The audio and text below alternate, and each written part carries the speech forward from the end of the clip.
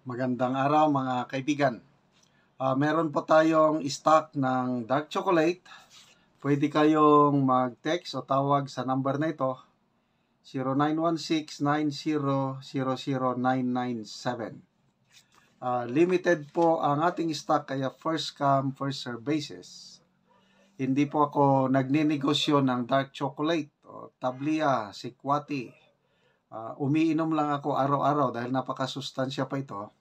Ina-advertise ko lang ito para matulungan ko yung farmer sa Bukidnon na nagtatanim ng kakao. Okay, so ito po ang latest update tungkol kay Pangulong Duterte. Sa post ni General Fillmore Bondiles Escobar, ito naging happy ng pulis sa Davao. Very close siya sa mga Duterte. 9 minutes ago, ito ang kanyang update post. Kahit sa ganitong pangyayari, sumusunod pa rin sa batas ang dating Pangulo.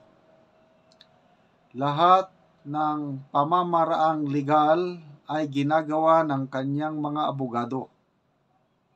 Naghain po sila, naghain po sila ng isang petisyon sa kataas-taasang hukuman, Korte Suprema. Huminahon lang po tayo, nasa maayos na kalagayan ang ating dating Pangulo kasama ang anak na si Kitty at Ma'am Hanilet. Matapos ang kanyang medical check-up ng kanyang private doctors, nagpapahinga muna po ang ating dating Pangulo. Maraming salamat sa Philippine Air Force, Villamor Air Base, kung saan po siya pansamantalang nakadetine. So, good news po ito. Salamat Sir General Fillmore Escobar sa post na ito. Para mapanatag tayo, marami akong nababasang post na nininervyos na sila, mabigat ang kanilang saloobin, worried na sila. Gayahin po natin si PRRD. Tested and proven na po ang Pangulo, dating Pangulo. Yung mga ganitong sitwasyon, kayang-kaya niyang i-handle. Although, natural lang yung mag-alala tayo, kailang dapat i-control din natin yung pag-alala. Kasi, baka, lalo na tayo, mga senior citizen, baka tayo pa ang unang mailagay sa alanganin dahil sa sobrang pag-alala. So, maayos ang kalagayan niya, na-check up na siya ng mga doktor. Maayos ang kanyang detention facility kasi Villamor Air Base. May VIP lunch sila siguro dyan. So, nandyan ang pamilya niya, kasama si Ma'am Hanilet, anak nilang si Kitty, o di, okay lang pa rin. Parang lumipat lang siya ng tirahan. Instead na nagpapahinga sa Davao, nagpapahinga lang siya sa Villamor Air Base. Bantayan natin yung kung kanina na ipapasakay nila sa eroplano at dadalhin sa Netherlands, huwag tayong papayag nun. At ito na nga, mabilis ang mga abogado. Attorney Medaldea, Attorney Delgra, Attorney Silvestre Bello, Attorney Torion, Attorney Vic Rodriguez. So, naghain na ng petisyon. I don't know kung anong petition. Baka petition for certiorari and prohibition na naman ito. And umasa po tayo sa Supreme Court na aksyonan kaagad ito. Okay, magbasa lang tayo sa mga comments.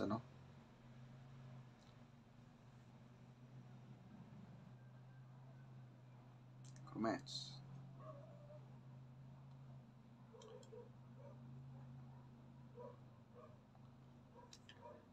Nelson Kawili, salamat sa information, sir. Akital John, Tatag lang, Tatay Digong, laban lang. Andito kami mga DDS at taong bayan nagmamahal sa iyo. Yes. Ako, millions worldwide kasama ang OFWs saan mang panig ng mundo. Nagmamahal kay Tatay Digong. Julio, Pilipinas. Maraming salamat, sir. Panalangin ko ang kaligtasan ninyong lahat at ni former President Duterte. Pakiparating ang aming pagmamahal sa kanya. I am not a Filipino for nothing. Boses ng Laor. Salamat, sir, at nandyan ka kasama nila PRRD. Please keep us updated. Abby Allen Marquez. Pag may nangyari kay Tatay Digong, mayayari yan si Torre. Cindy de la Cruz, please keep our Tatay Digong safe. Adolf Dailan, wala nang bayag ang mga bagong sundalo at pulis ngayon. Jefferson Pitaw, grabe sir, simula noong namulat aking isipan sa politika, si PRRD lang ang may malasakit sa lahat ng ahensya ng gobyerno, sa lahat ng mga OFW, sa lahat ng mga inosenteng tao, kaya nakakagalit ang mga pangyayaring ito. Kung malapit lang yan si Torre, hindi ko napasahin yung idinagdag niya. Jen Tampule, sir, fake daw yung warrant of arrest ni PRRD. Wala po ba kayo aksyon doon kasi wala sa database ng ICC website? Kaya nga nagpetisyon na ang mga abogado ni PRRD sa Supreme Court para ang Supreme Court na ang mamahala. So magkakaroon na naman to ng pagdinig, oral arguments. Umasa na lang po tayo sa Supreme Court na gawin nila ang kanilang sila lang ang last hope natin pagdating sa mga pangyayaring ito. And of course, ang pagtiwala, pagdasal natin sa Panginoong Diyos. Okay, salamat mga kapatid sa inyong palaging panonood. Napakalaking tulong ninyo sa tribong Talaandig na ating tinutulungan. Ang ating sweldo sa channel na ito ay ginagamit natin pagbigay ng livelihood assistance sa tribo. Nagpapatanim tayo ngayon ng saging lakatan. Kung may itinanim, may aanihin. Panoorin nyo ang video na ito. Karon na anak ko diri sa tanom lakatan ni Manang Ilma o ni Kuya Aki o ni anak ko karon sa ilaha.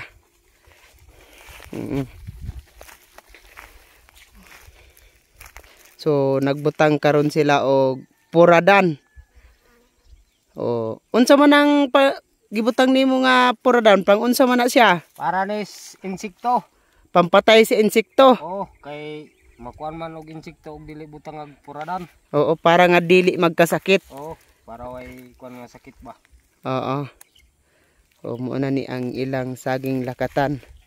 So kuan siya para nga tungod sa limpyo. So tambok gyud ang inyong saging lakatan. Oh. So sa isa ka bulan kaduha mag-abono. Kadua. So gawa sa abono naapagid puradan nga gibutang. Lagi. Para man sa insekto ni. Pila ni tanan ang inyong saging? Kuan ni tanan kang 140 tanan. Tanan 140. Oh. So daghan-daghan gyud. So hinlo pod. Hinlo. So padayon gyud mo sa paghinlo ani. Padayon gid ni kay para kuan maka hawas ta sa kalisod ba og mo harvest na ta. Oo, makahawas na ta sa kalisod kung makaharvest na ta. Oo. So 140 tanan. So luag-luag gyud ang ilang tanom og hinlo pod. So unsa ang inyong maistorya bahin sa padayon sa pagsuporta sa abono og sa pag hatag sa puradan ug uban pa nga magamit diya sa saging? Unang-una daghang salamat sa Ginoo kay og dili ta turukan sa tinanom.